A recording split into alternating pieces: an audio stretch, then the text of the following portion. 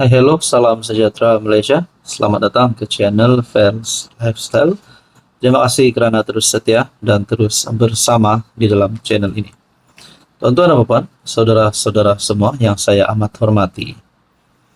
Sudah pasti mana-mana pemimpin yang dilantik sebagai PM yang memegang jawatan Perdana Menteri pasti akan ramai pengikut, tapi dalam masa yang sama ada juga yang tidak menjadi sebahagian daripada perjuangan Perdana Menteri. Contohnya PM hari ini, Perdana Menteri Anwar Ibrahim. Mungkin saya boleh katakan ini adalah satu berita duka cita untuk Perdana Menteri. Tapi saya percaya, saya yakin bahawa apapun cabaran yang dihadapi oleh PM, oleh Anwar Ibrahim, beliau akan bertahan sehingga pilihan raya umum ke-16. Bahkan ada yang sehingga yakin Anwar boleh bertahan, boleh menang lagi pada PRU16. Nah, ini adalah salah satu cabaran yang bagi saya mungkin dihadapi oleh Anwar Ibrahim. Mengikut kenyataan Ramasamy, Anwar pemimpin paling mengecewakan buat orang India. Parti Bersatu untuk Hak Rakyat Malaysia, URIMAI, melabelkan PM Anwar sebagai pemimpin paling mengecewakan bagi masyarakat India. Oke, saudara-saudara, sebelum kita teruskan, saya tidak pasti ada berapa wakil rakyat India yang ada di dalam kerajaan hari ini yang menyokong kerajaan. Adakah dengan pembawaan ataupun dengan berita ini boleh menyebabkan Anwar hilang sokongan daripada masyarakat India dan juga daripada wakil rakyat India yang hari ini menyokong kerajaan? Nah, ini menjadi pertanyaan. Pengerusi pro timnya, P. Ramasamy, berkata, demikian berikutan penegasan timbalan Presiden PKR, Rafizi Ramli, bahawa sokongan bukan Melayu terhadap PH semakin merosot. Kehadiran beberapa pengampu India dalam DAP dan PKR tidak banyak membantu memulihkan kekecewaan masyarakat yang meluas terhadap kerajaan Madani. Setakat ini, kemungkinan kerajaan pimpinan PH kembali berkuasa dalam PRU akan datang adalah tidak pasti. Jika PN membangunkan dan mengekalkan pendekatan inklusif yang benar-benar senada dengan masyarakat bukan Melayu, Malaysia boleh melihat perubahan politik yang ketara pada tahun-tahun akan datang. Nak cakap tentang pemimpin-pemimpin PN. Kita pun sudah dengar beberapa kes rasuah yang melibatkan kepimpinan PN. Menantu Muhyiddin, Jana Wibawa. Jadi saudara-saudara, kita tertanya-tanyalah, mampu lagikah Muhyiddin untuk menjadi PM lagi? Mampu lagikah PN untuk menjadi kerajaan lagi? Dalam artikel ini perkongsian, Rafizi berkata, PKR dan PH tidak berada dalam kedudukan terbaik untuk memenangi PRU akan datang. Ketika membentangkan data, dia menegaskan bahawa sokongan Melayu terhadap PH berada pada 27% setakat April, meningkat sedikit daripada 20% pada Ogos 2020. Sementara itu, sokongan Melayu untuk BN dan PN menurun kepada 48%, namun pecahan prestasi setiap gabungan tidak ditunjukkan.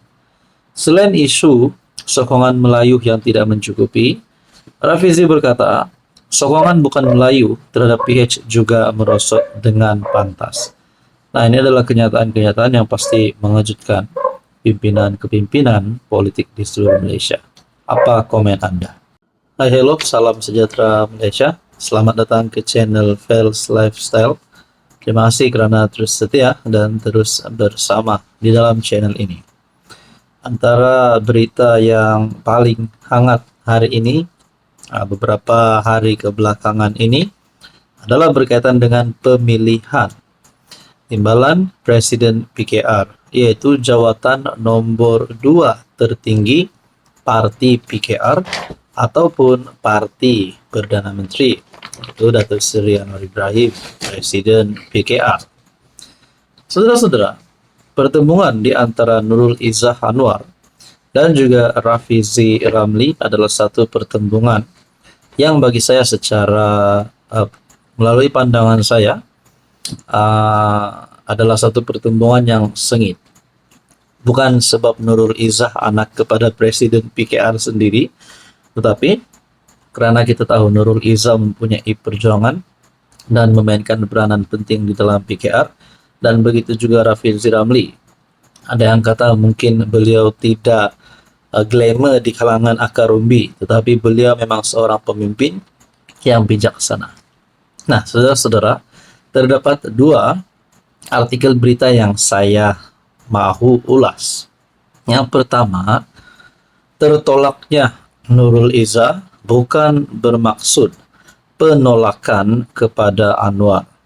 Manakala artikel berita yang kedua pula berbunyi seperti ini. Ini adalah kenyataan Rafizi sendiri.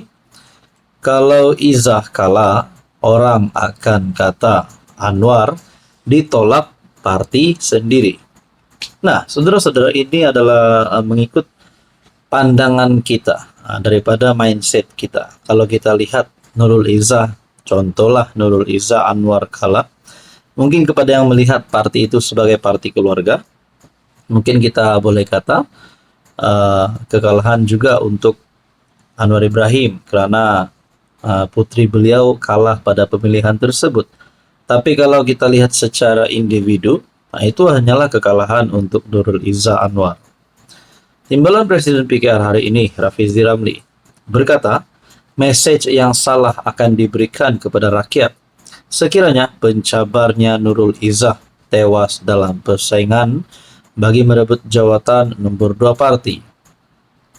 Rafizi berkata PKR bakal berdepan risiko jika Nurul Izzah tewas dalam pemilihan tersebut, memandangkan dia merupakan anak kepada presiden parti. Menurutnya, kekalahan Nurul Izzah akan menyebabkan image buruk kepada PKR, terutamanya menjelang PRU 16. Kalau contohnya Izzah kalah, apa message-nya kepada rakyat? Contohnya, message-nya ialah anggota PKR menolak Anwar Ibrahim. Nah, ini adalah menurut kenyataan Rafizi Ramli. Jadi, let's say lah kalau Nurul Izzah kalah, adakah terdapat gerakan untuk memberontak parti PKR keluar daripada parti? Mungkin termasuk wakil rakyat, kita pun tidak tahulah. Dan begitu juga kalau Rafizi Ramli yang kalah. Nah, adakah terdapat gerakan untuk memberontak ataupun sabotaj parti PKR? Sebab kita tahu beberapa ketua cabang telah menyokong Nurul Izzah untuk menjadi timbalan presiden. Dan kalau Rafizi sudah membuat kenyataan kalau Nurul Izzah kalah, orang akan kata Anwar ditolak parti sendiri. Mungkinkah jalan yang lebih baik untuk Rafizi adalah mengundur diri, letak jawatan ataupun tidak bertanding? Jadi secara otomatis Nurul Izzah akan menang tanpa bertanding. Nah, jadi saudara-saudara, apa komen Anda?